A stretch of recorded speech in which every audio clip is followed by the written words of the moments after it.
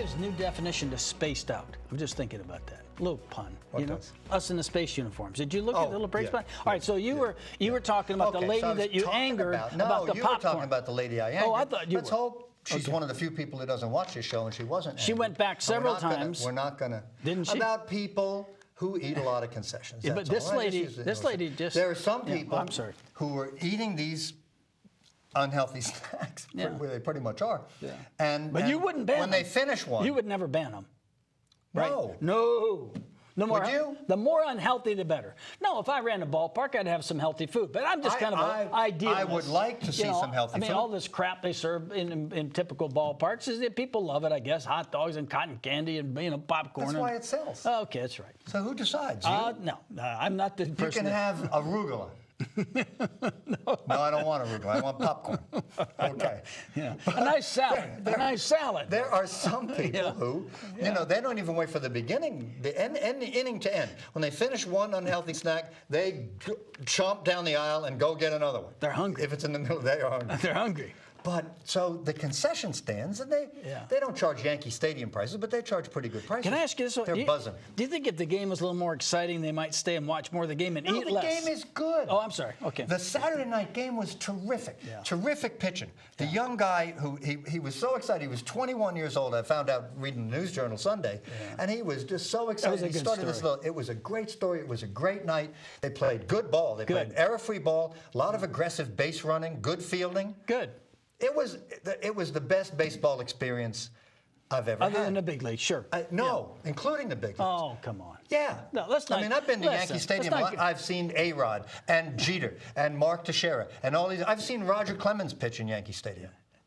But this was the most fun experience. I had my kids with me. It was this beautiful night. It was just great. Well, you had your kids with you. And unlike Yankee Stadium, I didn't have to stuff myself in a subway for a sweaty ride for about 45 minutes to get there. Okay, it's the greatest game you ever went to. Next. It was a great experience. Yeah, okay, next. So then I thought, well, when the city gets this money from their share of the concessions, it's going to help them out. What do you think? Well, it's just because you're very uninformed on how big business operates. You mean they don't get? They don't get. They don't get any money? No, they don't get any. They don't get any of the concessions. No, they don't get any. Well, what's their take on the tickets? They get a discount if a city employee wants to buy a cotton candy. They get it for 10 cents off. They get a discount? No, I'm just kidding. No, no, they don't get anything. Well, how much of the tickets do they get? I don't have any idea. Oh, none. I'm sorry. None. Yeah, none. Yeah. This needs to be explored.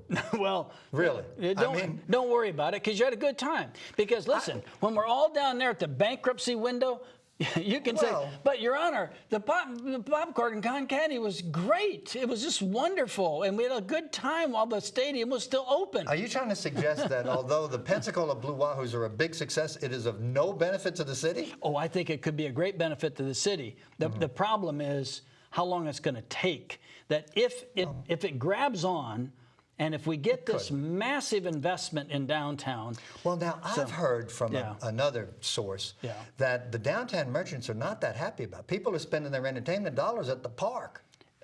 In some ways, that's one complaint. Well, it's the same complaint, which I think is absolutely justified, that the fair is a massive suck of cash out of the community for no benefit to anybody but the fair operators, okay? Right. And it's the same thing. You got a few people making a lot of money, maybe, okay? Generating a lot of cash. It's an activity that people enjoy. It's a family thing. It's good and bad, but there are businesses that are going to be hurt. It isn't an automatic revenue increase for every business. It's not, okay? You're fighting for a limited amount of money that people have to spend on their families, and so they're not going to go to a restaurant. I've been a number of times, and I eat at the park. I have a hot dog and a beer at the park. Sure, I don't go to a restaurant before. And for little kids and things, it's a fun experience. Go to whether the city gets money or not. Go to the Pensacola Blue Wahoos. It's been pretty cool down there most days. It was nice. Saturday certainly very nice. Beautiful. Now maybe Sunday afternoon it got a little toasty. But there are little kids running around, Bill, happy. It's just a terrific experience. If it was great. More fiscally sound in its initial design and in its implementation, it'd be a little better. We are strapped with over $40 million of bonded debt. We have exhausted the CRA debt capability. This has been discussed widely. But when the museum comes, Well, when's the museum going to get it? You know, that was Marty Donovan's complaint. Maritime Museum. Right, that none of this stuff that was supposed to be done has been done. And the truth is that this is going to be a real challenge for the city to deal with this, which is, I'm going back to the gas company. You better get every nickel you can out of the city of Gulf Breeze. You better get every nickel you can out of every tenant that comes through the ballpark. You've got to have these revenues to make it, and the CMPA really is desperate for revenues, and I don't know. I just don't see. Now the city's on the hook for how much in bond revenue a year? Well, the CRA has to pay $3 million in bonded indebtedness every year. Right. They only gross $4 million, and it takes $1 million to operate. Community Redevelopment Act. Agency, and they have used all that money up, so there's no more borrowing capability. We put all of our eggs in a stadium basket. In the ballpark. But cross our fingers. We hope it makes it, and I am genuine about that. We hope it makes it. We want to see a lot of downtown commitment. Maybe 5 years from now, we'll all be saying, you know, the visionaries were right, that we had this massive development. But let me give you some numbers that kind of look at this thing, okay? It will take hundreds of millions of dollars in reinvestment in downtown Pensacola to generate sufficient revenues for the CRA to be in a position of fiscal soundness, okay? Now, are hundreds of millions of dollars coming in downtown?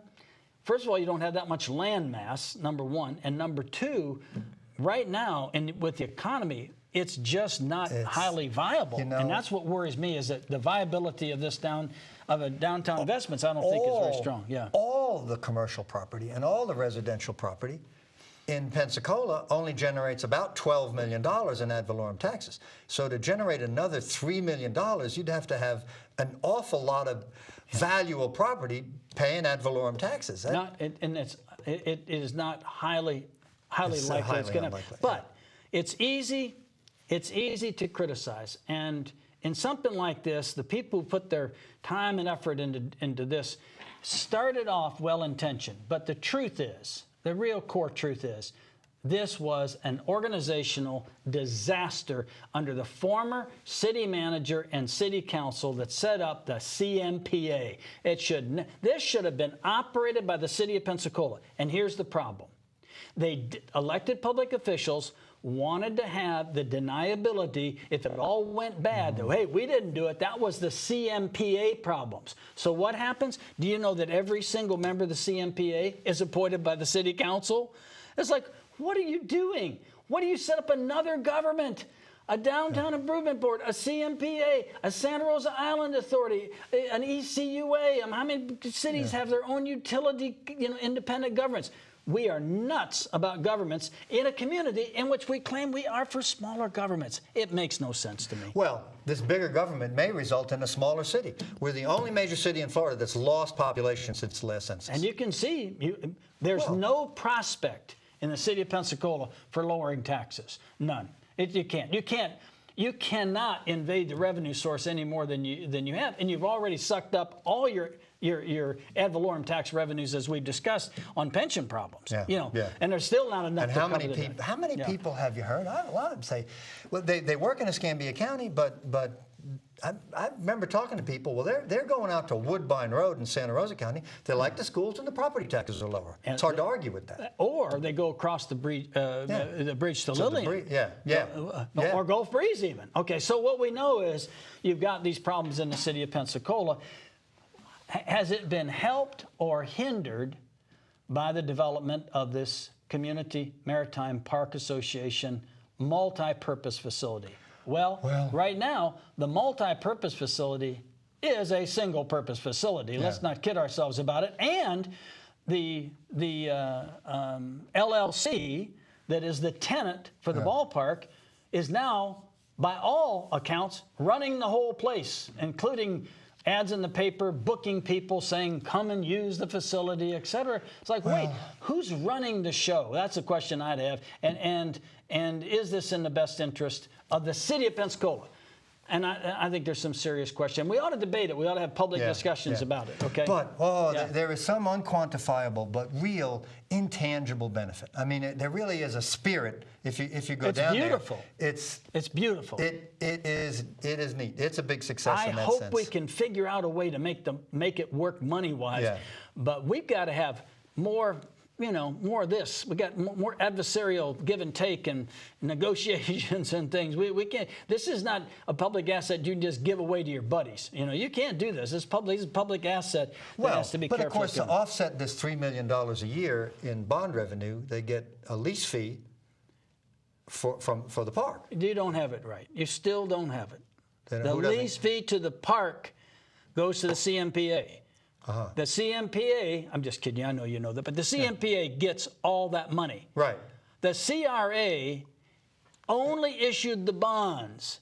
It don't get no money from anything. Well, isn't there a huge lease fee for this? How much is the lease fee? The lease fee is $175,000, okay? Sounds a little skimpy. And $125,000 is supposed to be for an add-on revenue sharing and things like that, maximum $300,000. A year, which is less than 1% of the bonded indebtedness. So you're leasing a facility for less than 1% of the bonded indebtedness. All of this, okay, in fairness to the LLC, all of this was designed to repay, in some respects, the initial investment of the LLC in the baseball park. That was the design of it, okay, saying, well, the LLC incurred a lot of money to bring this AA baseball team here, and then you had to buy that. I mean, I don't know what the amount was, but it was expensive. They're in the millions, okay? Oh, no doubt. But the second you bought it, the second that stadium lease was signed, the value of that franchise went up. Right.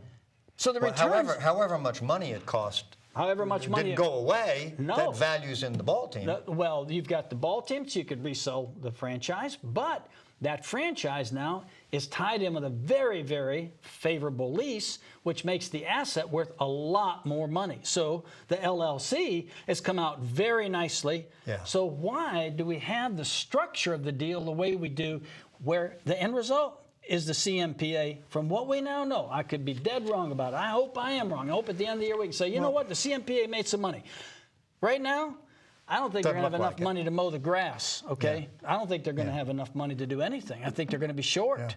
Well, they have all these lights that they light, and they've got all kinds of... That was the other problem. Who pays the Gulf Power bill? The city of Pensacola pays it, okay? So they were running... I wonder what that costs. They were running, I don't know what the bill was, but they were running all the lights, running the scoreboard. And finally, I think people started complaining, saying, hey, you're not paying for that. The LLC's not paying for it.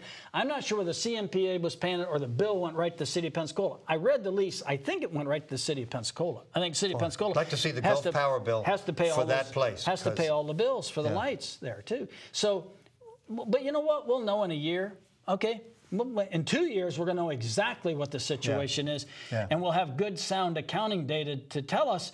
But in the meantime, there's got to be some real scrambling for this thing to make a bill. I mean, some real scrambling. Which means people really ought to pay attention, and we don't want to punish anybody. I wouldn't be for an investigation to get to the bottom of it. Let's figure a solution that allows the city to prosper. Raise taxes. Well, they can't raise taxes. I mean, the taxpayer's not going to stand for it. But if you were going to design something where nobody could figure out how it was structured, where no one could, the average person could never understand how it was structured, this is how you do it. You would create appointed people called a CMPA, okay? You'd have the CMPA act totally independent of the city of Pensacola. Then you would issue bonded indebtedness from the CRA that has nothing to do with the CMPA, and you'd use that bonded indebtedness to build the ballpark, but make the CRA responsible for the debt, okay?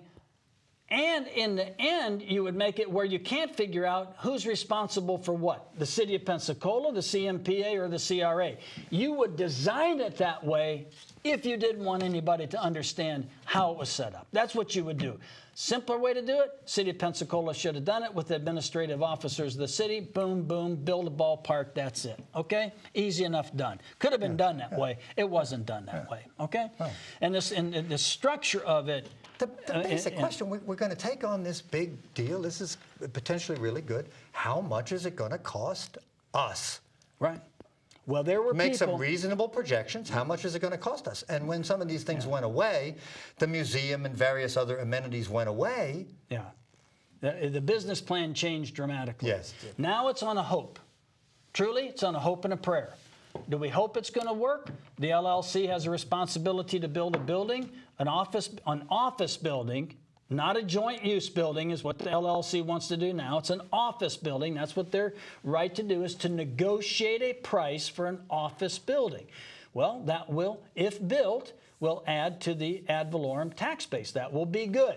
If an office building is built that has the aesthetics that we want, has the structure that we want as a community and as a valuable asset, yeah, it's a possibility that will add to the ad valorem tax base. I mean, that'd be nice if it works out that way. It would have to be a very valuable building to make a significant change in this. Well, it's not going to make a significant change. We've already looked at that. I mean, we're talking about hundreds of millions of dollars. Right, that's what it would take. And this building is like 8 to 10 million, and you know the LLC says 12 million, but it's probably going to cost about 8.5 million if they build it. You know, just roughly speaking. So the long and short of this is that we are on a hope and a prayer for this to make it, and we're going to need some real juice from something to keep this thing going. I mean, we are. It's just that simple. Yeah. Is it a great thing for the community?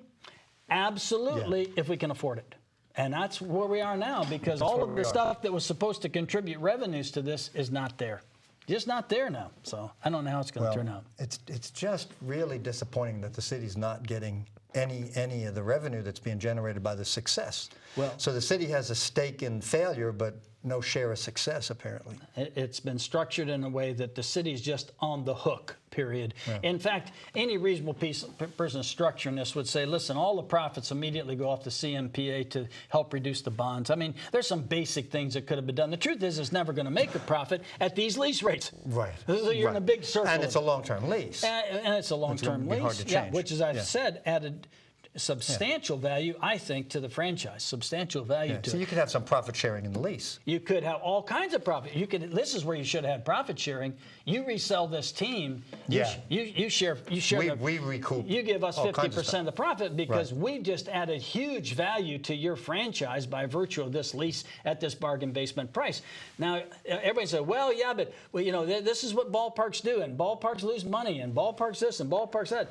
That's interesting, but in the city of Pensacola, we're not interested in losing money, okay? And that's where we are now. Okay, good point. Okay, when we come back, we're going to come back. You're right, going to take about 1 minute. But I had a couple of points. This is my usual Harper's assault, but I'd like to just give you this because you're a big free spender guy for corporations. Yeah, I know you are. Okay. Percentage of independent political spending on television advertising in the past year that came from anonymous donors. I got no idea. 50%. 91. No kidding. 91%. We don't know who these people are. Well, there is an argument that in some areas, disclosure, knowing how many calories are in your food, knowing how much your 401k is costing for management. All of those kind of things are really good. They're good. Yeah. But you're saying not necessarily in politics. Well, yeah. What if all the people that supported you were members of the Communist Party? Let's just assume that, and then they all concealed their identity. And you said, but I'm not a communist. Look at me. I wear a blue suit, and I'm a businessman. I'm not a communist. Nice to know where the money's coming from. I think that's you got a reasonable. I mean, what if you had every pedophile in the country send you $100? I mean, it's like, holy smokes, what kind of guy is this? Okay, you know, I mean, there must be something about them that recognizes intelligence. Would be my argument. Right. But I mean, don't you find that troubling? 91%. Yes. Yeah. It is. Anonymous sources. Yeah. Anonymous sources. We're going to come back here after this short break and discuss our Medal of Honor. No, whatever. No, what is it? Medal? No, sorry. Some other medals. We're going to come back and talk about the sheriff's medals, and really, what no one has discussed, conveniently, is what does the Air Force manual say? All right, about all this. We'll come back to that. We'll be back here in a minute.